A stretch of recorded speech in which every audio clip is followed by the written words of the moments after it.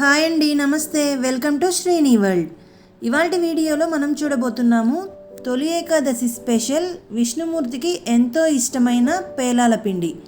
ఈ నెల 20వ తారీఖు అనగా మంగళవారం తొలి ఏకాదశి వస్తుంది కాబట్టి దానికి అవసరమైన పేలాల పిండిని ఎలా తయారు చేసుకోవాలో చూద్దాం. దానికోసం ముందుగా స్టవ్ మీద ఒక గిన్నె పెట్టుకొని 1/2 లీటర్ వరకు వాటర్ యాడ్ చేసుకొని వాటర్ని ఇలా బాయిల్ చేసుకోవాలి. ఇలా బాయిల్ అవుతున్నప్పుడు ఇందులో 1 కప్పు తెల్ల జొన్నలని యాడ్ చేసుకోవాలి.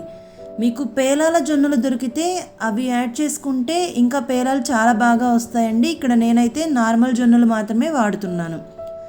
ఇలా మీడియం ఫ్లేమ్లో పెట్టుకొని 5 నిమిషాల పాటు జొన్నల్ని ఉడికించుకోవాలి. 5 నిమిషాల తర్వాత స్టవ్ ఆఫ్ చేసుకొని ఇలా చిల్లుల గిన్నెలోకి స్ట్రెయిన్ చేసుకోవాలి. ఇలా వాటర్ అంతా ఫిల్టర్ చేసుకున్న తర్వాత వీటిని పొడి క్లాత్ మీద పూర్తిగా విడివిడిగా వచ్చే వరకు చేసుకొని 2-3 గంటలు ఆరబెట్టుకోవాలి. వీటిని ఎండలో ఏమీ పెట్టనవసరం లేదండి, ఫ్యాన్ గాలికి ఆరబెట్టుకుంటే సరిపోతుంది. ఇవి పూర్తిగా ఆరేంత వరకు మనం ఆరబెట్టుకోవాలి. 2 నుండి 3 గంటల్లో ఆరిపోతాయి, లేదా ఓవర్ నైట్ అయినా పెట్టుకోవచ్చు. చూశారు కదా, ఇక్కడ నేనైతే 3 గంటలు ఆరబెట్టానండి. నేను ఈ కప్పుకి జొన్నలు తీసుకుంటే మనం ఉడికించాం కాబట్టి వీటి సైజ్ అనేది కొంచెం పెరిగి కప్పుకి కాను ఇంకా కొంచెం పక్కన ఉన్నాయి కదా, అవి ఎక్స్ట్రా వచ్చాయి. వీటిని ఇప్పుడు పేలాలు చేసుకుందాం. దానికోసం అడుగు మందంగా ఉండి వెడల్పుగా ఉండే ఏదైనా గిన్నెని తీసుకొని దాన్ని మీడియం టు హై ఫ్లేమ్లో పెట్టుకొని ఇలా కొద్దిగా వేసుకొని 1 నిమిషం పాటు కలుపుకుంటూ ఫ్రై చేసుకోవాలి. ఇలా ఫ్రై చేసుకున్న తర్వాత చూస్తున్నారు కదా, ఇవి పాప్ అవుతూ ఉన్నాయి. ఈ టైంలో దీనిపైన మూత పెట్టుకొని మధ్యలో కదుపుకుంటూ ఉండాలండి. వీడియోలో చూస్తున్నారు కదా, ఇలా కుదుపుతూ ఉన్నారంటే ఇవి అన్నీ కూడా పేలాల్లాగా అవుతాయి అన్నమాట.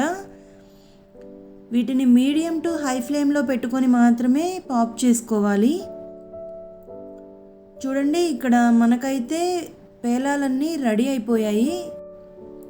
ఇప్పుడు వీటిని ఒక ప్లేట్లోకి తీసుకుందాం.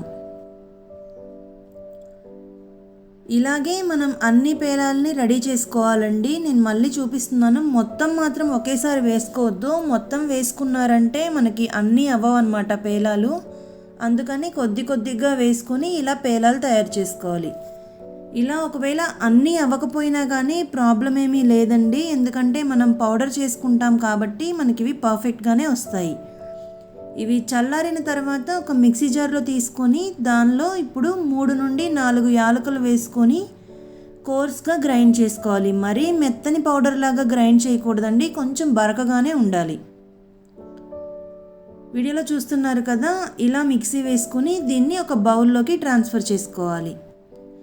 ఇది మొత్తం వేయకుండా కొంచెం మిక్సీ జార్లోనే ఉంచుకోండి, ఎందుకంటే ఇప్పుడు మనం బెల్లంని కూడా యాడ్ చేసుకోవాలి. బెల్లం డైరెక్ట్గా మెదగదు కాబట్టి ఇలా పిండిని కొంచెం ఉంచుకోవాలి. మనం ఏ కప్తో జొన్నలు తీసుకుంటామో అదే కప్పుతో 1 కప్పు బెల్లం తీసుకోవాలి.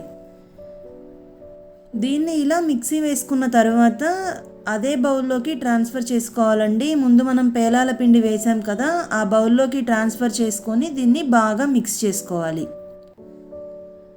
ఇది కొంచెం బెల్లం వేసాం కాబట్టి ముద్దలాగా ఉంది కాబట్టి నేను ఇక్కడైతే చేయితో నలుపుతూ కలుపుతున్నాను. ఒకవేళ మీరు కావాలనుకుంటే మిక్సీ జార్లో వేసి ఒకసారి ఆన్ ఆఫ్ చేశారంటే మనకి ఇది ఫైన్గా పౌడర్ అవుతుంది.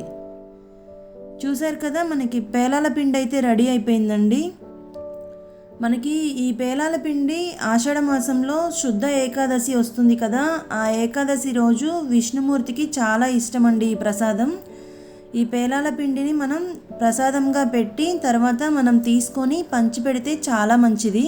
మనకి ఇప్పటి వరకు గ్రీష్మ ఋతువు ఉండి అది పోయి సడన్గా వర్ష ఋతువు వస్తుంది కదండి, వాతావరణంలో మార్పులు ఉంటాయి.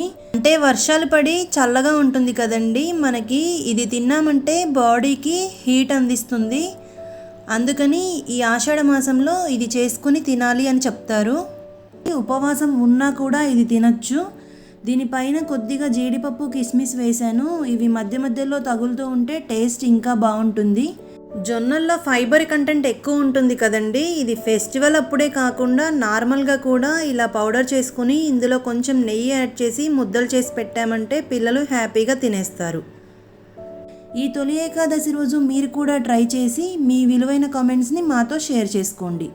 If you like this video, please don't forget to like, share, comment and subscribe to my channel. Thank you.